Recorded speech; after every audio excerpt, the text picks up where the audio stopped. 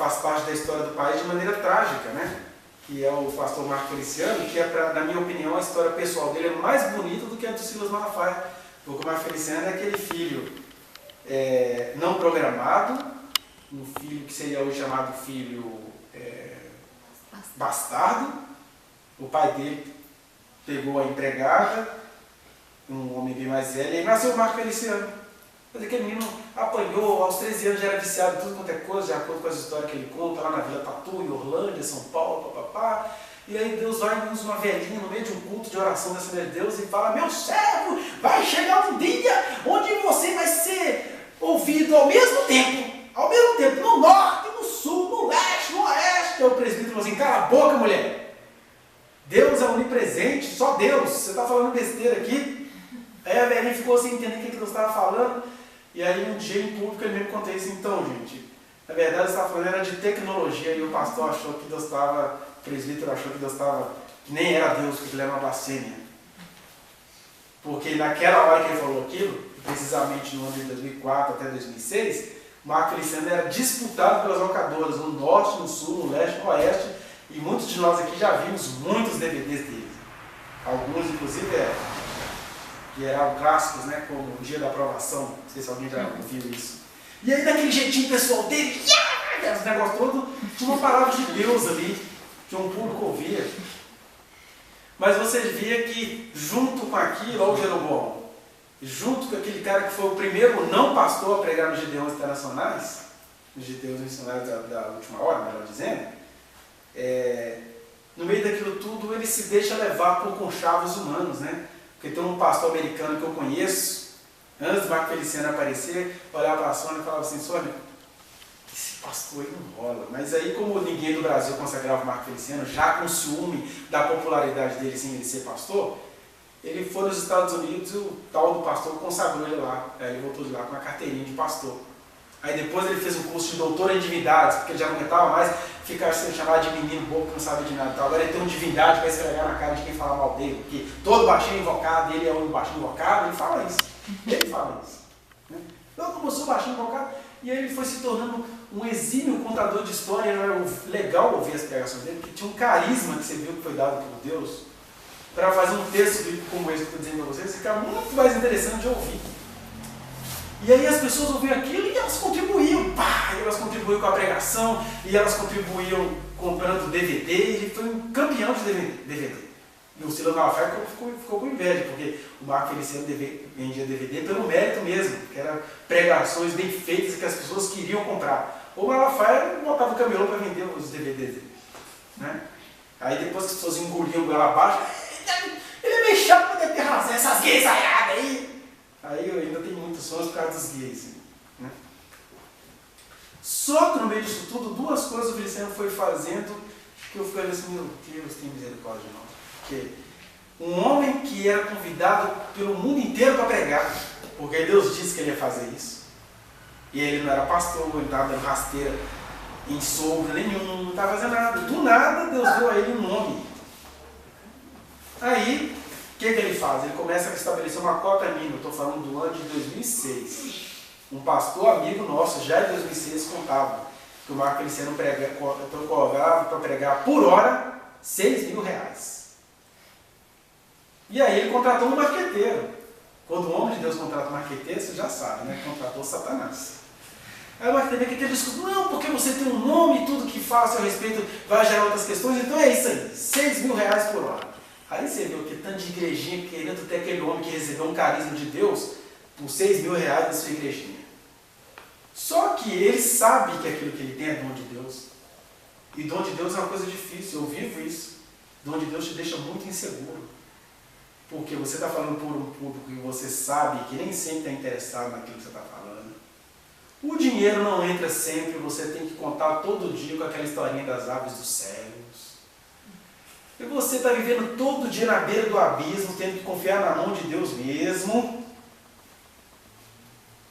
E você tem vínculos pessoais, familiares, toda hora dizendo assim: olha, tá aí pregando. Pra vocês terem uma ideia, eu estou aqui pregando para vocês, eu tenho um filho aqui no quarto. Olha que testemunho mais negativo para mim. Né? Alguém fala: esse cara, olha o filho dele, aguenta ver ele pregando, o que ele está pregando? Vai ver, ele tem alguma coisa lá. Então você imagina, você olha para isso tudo, aí o Marco Feliciano foi olhando para isso tudo. Foi olhando para isso tudo, e aí ele fica assim, esse povo uma hora vai parar de comprar meus DVD, tecnologia avança, o que ele fez? Começou a querer entrar para a política. Isso eu lembro, porque do mesmo jeito que um profeta aqui falou com Jeroboão, teve um profeta de Deus, lá nos Gideões Internacionais, que foi o lugar onde Deus o ergueu, estava pregando uma mensagem chamada 5 verdades que a fama escondeu de Elias e uma de Eliseu. A mensagem parece que foi feita para o Marco Feliciano. Aí chega uma hora que ele está contando a história, não sei se vocês já viram essa mensagem do Elson de Assis, 2006. Nós, não. Com aquele jeitão assim, brilhando pentecostal. Aí chega uma hora que ele está falando que o Eliseu, quando foi chamado, ele falou assim, tem que matar o boi. Aí ele vira assim, mas aí tem gente que já matou o boi, agora quer ressuscitar ele. Aí ele vira e fala, viu, Marquinhos? O dia que eu ver o teu nome num panfleto de política, ele começou a falar, querendo dizer assim, que o cara que estava querendo matar o boi, que matou o boi e agora estava querendo ressuscitar, era o Marquinho. Aí, uns 2 anos depois, eu vi o Marquinho falando daquele episódio. Assim, não, porque eu tinha ignorância sobre política e tal. E ele desconsiderou o que ele recebeu ali no público. E ele acabou em 2010 sendo eleito um dos deputados federais mais votados de São Paulo, com o discurso do gaysismo. Né? E hoje ele está lá, deputado federal mais votado. Eu vejo Deus deixando umas coisas estranhas acontecer na vida dele para dizer assim, Marco Feliciano volta calado, mas volta, mas parece que ele vai ficando duro, vai ficando duro, vai ficando duro. Eu não sei o que Deus vai fazer para aquilo.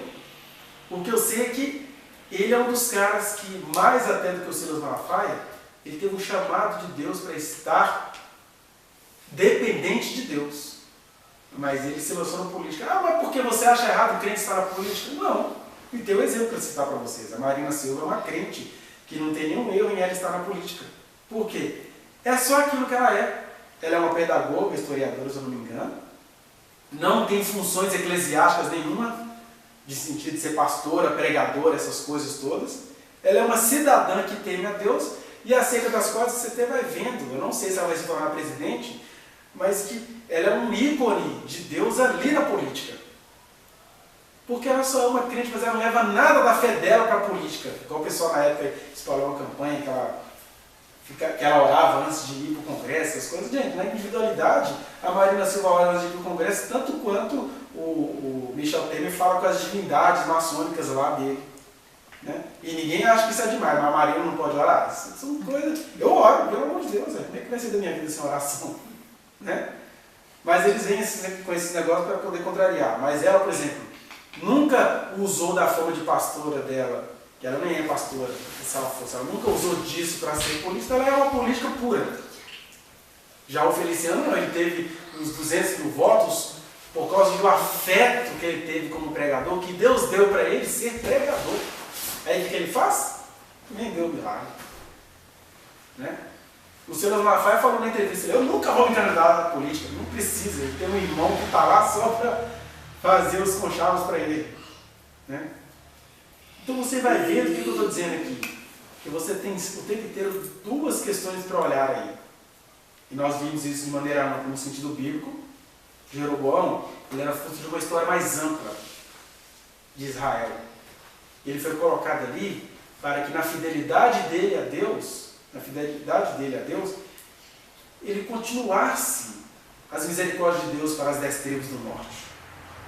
Mas ele virou um homem político e instituiu a idolatria em Israel. E ele tinha também uma ótica pessoal para olhar, que era, gente, Deus, eu não posso nunca me esquecer daquele dia que aquele homem comprou um negócio de couro novinho, só para partir para me dizer o que o Papai do Céu estava fazendo comigo, ele não conseguiu olhar para isso. A gente esquece rapidinho, né? Aí falei de uma segunda leva, desses 3 homens, Caio Fábio de Araújo Filho, Silas Lima Malafaia e Marco Antônio Feliciano. Um que a gente vai vendo que ele conseguiu ir e vai indo, a bondade e a misericórdia o seguindo. E aí vai das preferências de cada um. Você olha para aquilo ali, pode não gostar, mas você não pode dizer que Deus não está ali. Que ele não se tornou um malandro. Né? E você vê 2 que cada um se tornou malandro à sua versão. Um que conseguiu ver na fortuna que nem o sogro tinha herdado, o sogro era apenas um presidente da Assembleia de Deus. Viu no nome dele um jeito de desligar a igreja da convenção e instituir para si um salário, né? E um outro que recebeu muitas palavras de Deus em público, que eu já vi ele recebendo, palavras verdadeiras, livramentos portentosos, transformar aquilo tudo numa carreira política.